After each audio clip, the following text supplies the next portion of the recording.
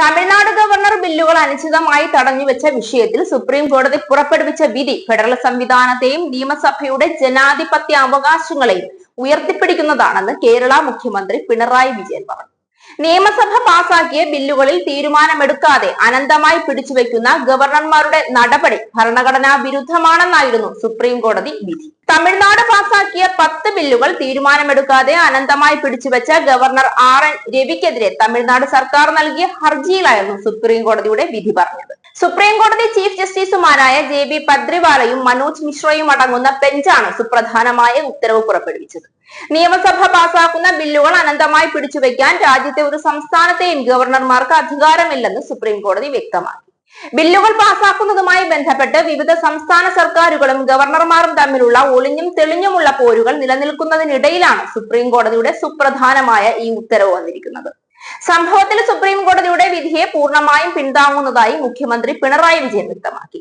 നിയമസഭ പാസാക്കിയ ബില്ലുകൾ 23 മാസം വരെ തടഞ്ഞുവെക്കുകയും അനിശ്ചിതത്വത്തിലാക്കുകയും ചെയ്ത അവസ്ഥ നമ്മുടെ മുന്നിലുണ്ട്.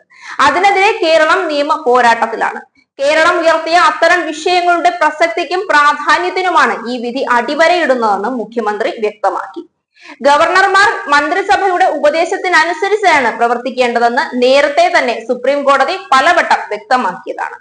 അതിലുപരിയായി ഈ വിധിയിൽ ബില്ലുകൾ പാസാക്കുന്നതിന് കൃത്യമായ സമയപരിധിയടക്കം നിശ്ചയിച്ചു കാണുന്നു.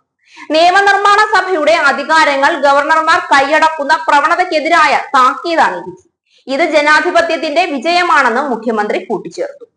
ഭരണഘടനയിലെ ഫെഡറൽ തത്വങ്ങൾ ലംഘിച്ചുകൊണ്ട് പ്രവർത്തിക്കുന്ന നിരവധി ഗവർണർമാരുടെ നടപടിക്കെതിരെ വന്ന ചരിത്രപരമായ വിധിയാണ് തമിഴ്നാട് ഗവർണർ ബില്ലുകൾ അനിശ്ചിതത്വമായി പിടിച്ചുവെച്ച വിഷയത്തിൽ സുപ്രീം കോടതി പുറപ്പെടുവിച്ചതെന്ന് CPIM പോളിറ്റ് ബ്യൂറോ.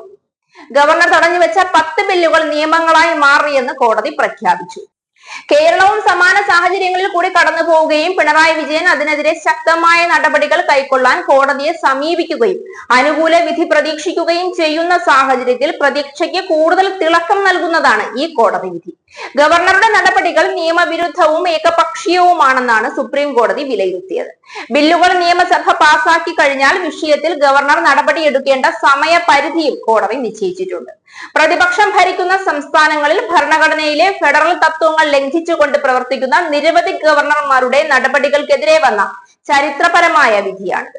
കേരളം ഉൾപ്പെടെയുള്ള സംസ്ഥാനങ്ങളിൽ ഇത്തരത്തിൽ ഗവർണർമാർ ബില്ലുകൾ പാസാക്കാതെ ഇരുന്നിട്ടുണ്ട്. സംസ്ഥാന നിയമസഭകൾ പാസാക്കിയ നിയമങ്ങൾക്ക് അംഗീകാരം നൽകുന്നത് തടഞ്ഞ ഗവർണർമാർക്കും സംസ്ഥാനങ്ങൾക്കും ഈ വിധി ഇനി ഒരു മാതൃകയാകും. ഭരണഘടനയിലെ ഫെഡറൽ തത്വങ്ങൾ ശക്തിപ്പെടുത്താൻ സഹായിക്കുന്ന വിധിയെ CPM സ്വാഗതം ചെയ്തു. സ്വേച്ഛാധിപത്യത്തിനെതിരെയും സംസ്ഥാന ഗവൺമെന്റുകളുടെ അവകാശങ്ങൾ സംരക്ഷിക്കുന്നതിനുമുള്ള പോരാട്ടത്തെ ഈ സുപ്രീം കോടതി വിധി ശക്തിപ്പെടുത്തുമെന്നും CPM പറഞ്ഞു.